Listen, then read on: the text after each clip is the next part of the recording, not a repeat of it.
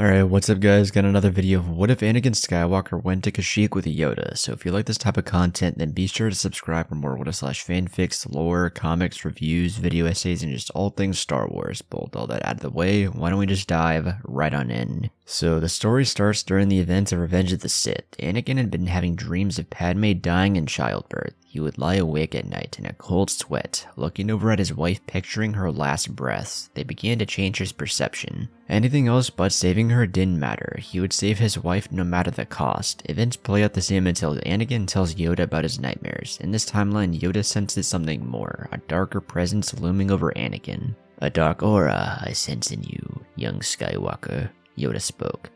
"Master, I have to save this person. If I don't, everything will change," Anakin responded. "Help you I will, my young friend," Yoda told him.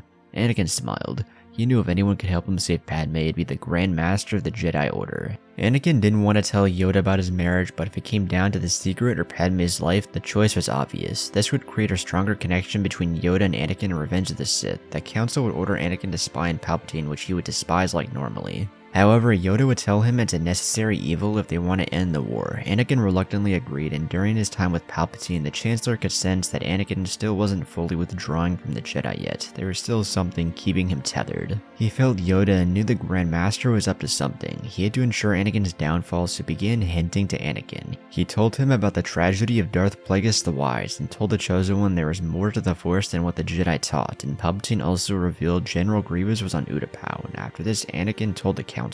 Anakin wanted to go, but the Council chose Obi-Wan instead, which added to the rage building. Skywalker began to see the Jedi as something that was beginning to go against him. They thought he wasn't ready, and he remembered when Mace told him that he was on this council, but he wasn't a Jedi Master. It just added to his disgust. Yoda saw the look on Anakin's face and grimaced.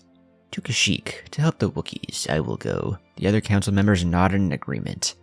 "However, young Skywalker I shall take." Anakin looked up, as did a few of the other council members. Windu spoke. "Master, Skywalker should remain here." Yoda smiled. "Trust me, do you not? Instead, trust the Force as I do, Master Windu."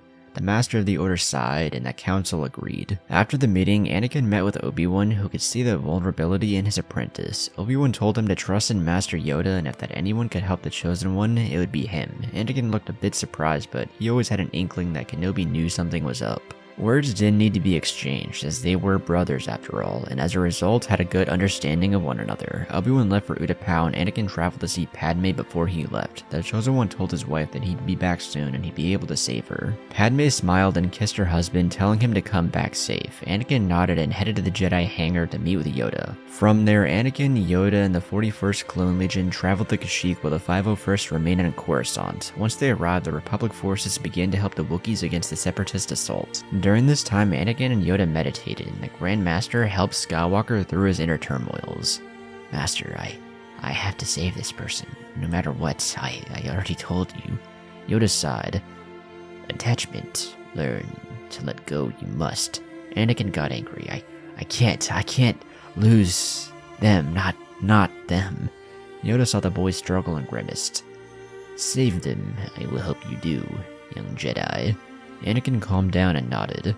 That's when the two felt a massive disturbance in the Force, like thousands of lives had been snuffed out in an instant. And during this time, Palpatine learned Anakin had gone with Yoda to Kashyyyk. This made the Chancellor furious, as he didn't expect Yoda to take him with him. He had to change his plans and complete them with or without Anakin. Either he'd become his apprentice and join him after, or die in the process. And meanwhile, the remaining council members had confronted Palpatine to have him give up his emergency powers. Saesee Tiin, Aegon Kolar, Kit Fisto, and Mace Windu confronted Palpatine, and they ordered him to give up the powers, but Palpatine caught them off guard as he jumped forward and cut down Tiin and Kolar. He dueled Fisto and Windu, but quickly cut down Fisto. Palpatine dueled Mace, but he was struggling a bit against Mace, who used Form 7 and Vapad. Palpatine launched Force Lightning and used that as a distraction to call in the Coruscant Guard and tell them the Jedi were taking over. Commander Fox came rushing in with a group of clones and told Mace to stand down. Windu tried to explain his actions, but this gave Palpatine the split-second distraction he needed, and he rushed past Mace's defenses and decapitated him. The Chancellor Chancellor then told Commander Fox to execute Order 66, and he contacted the rest of the clones to execute the order as well. Palpatine then traveled to the Jedi Temple with the other half of the 501st that remained on Coruscant and sacked the Jedi Temple. No Jedi survived, and the temple was littered with corpses. Meanwhile, Anakin and Yoda felt the death all around them and made their escape. After Yoda decapitated 2 clones, he and Anakin escaped with the help of the Wookiees. They found a transport and jumped into hyperspace towards Coruscant. Anakin's mind raced with thoughts of those he cared about: Padme,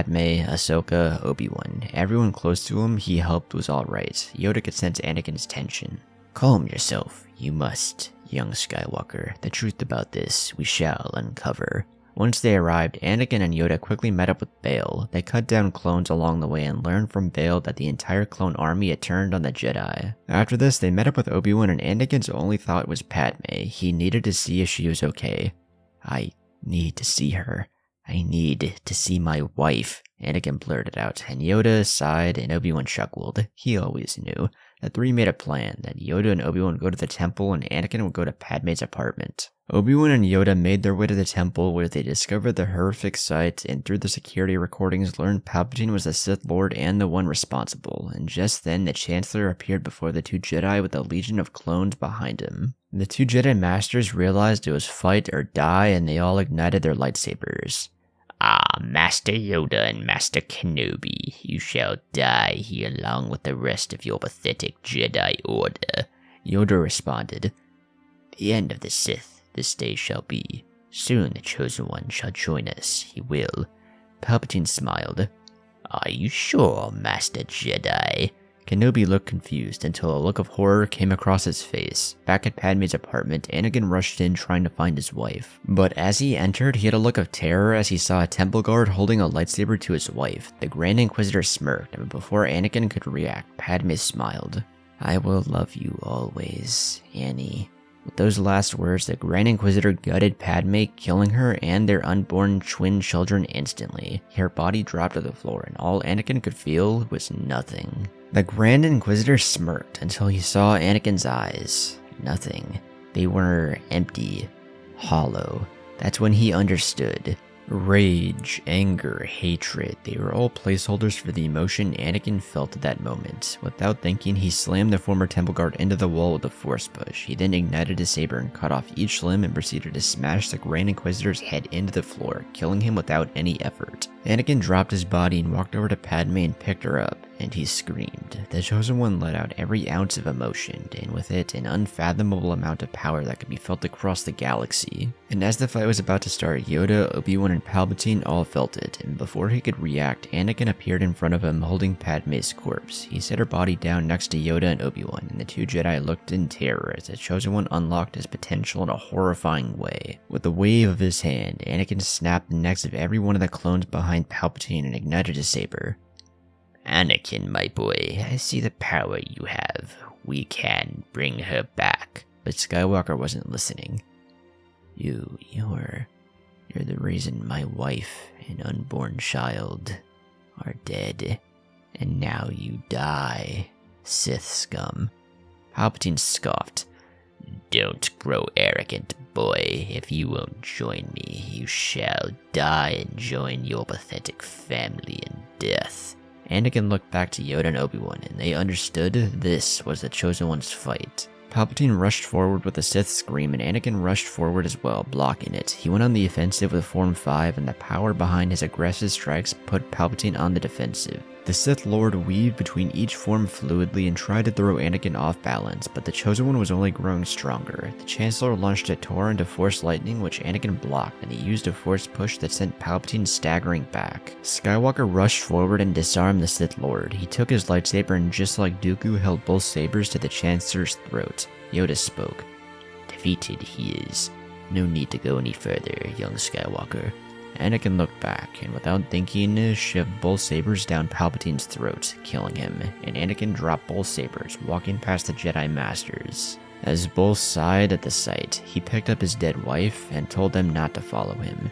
Anakin disappeared that day, and left Yoda and Obi-Wan to rebuild the Jedi. Kenobi and the Grand Master, with the help of Bail, were able to prove to the Senate Palpatine was the Sith Lord, and he played both sides of the war. Order 66 was stopped and Mon Mothma became the new Supreme Chancellor. Palpatine had a group of clones murder the Separatist Council during the Temple sacking, so the Clone Wars officially came to an end. Ahsoka and Rex returned to Coruscant, and Ahsoka would stay to help Yoda and Obi-Wan rebuild the Jedi Order. They wanted to find and help Anakin, but knew he needed to work through his grief and find his own path to walk. The Chosen One brought his wife's corpse to his home planet of Tatooine and buried his wife next to his mother. He sat at their graves for days, hating himself for not being able to save them. Afterwards, Anakin found himself wandering through the galaxy, drifting from planet to planet. He was like a ghost, and so 5 years passed until one night he was contacted by Qui-Gon. "My dear boy, I'm sorry for everything." Anakin, half drunk, scoffed. You should have left me on that rock. If you did, they would still be alive. Qui-Gon continued. "Your friends need your help."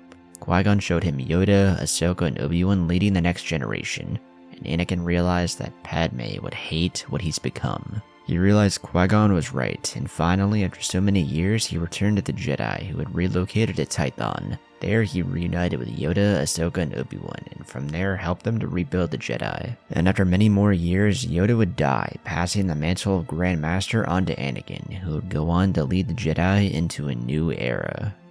Alright, and that's the story. So kind of a shorter one, but one that's kind of straight to the point if you really think about it. I've seen this idea done before, but I kind of wanted to put my own spin on it. I kind of wanted to go in the direction of showing Anakin's grief, but without him losing his limbs, like the grief of Darth Vader, but the full potential power of Anakin, which, I feel could potentially honestly work. I definitely fuck with the idea of a dark powered Anakin sort of doing the right thing by just kind of murking the Sith, but it was still interesting to write nonetheless. And if you enjoyed the video, then be sure to leave a like, comment, and subscribe. If you want to go donate to the Cash App to see a short or a video idea done, that'll be linked down below as well. If you want to go check out my other channels, which will be linked down below as well. But with all that out of the way, I will see you all in the next one.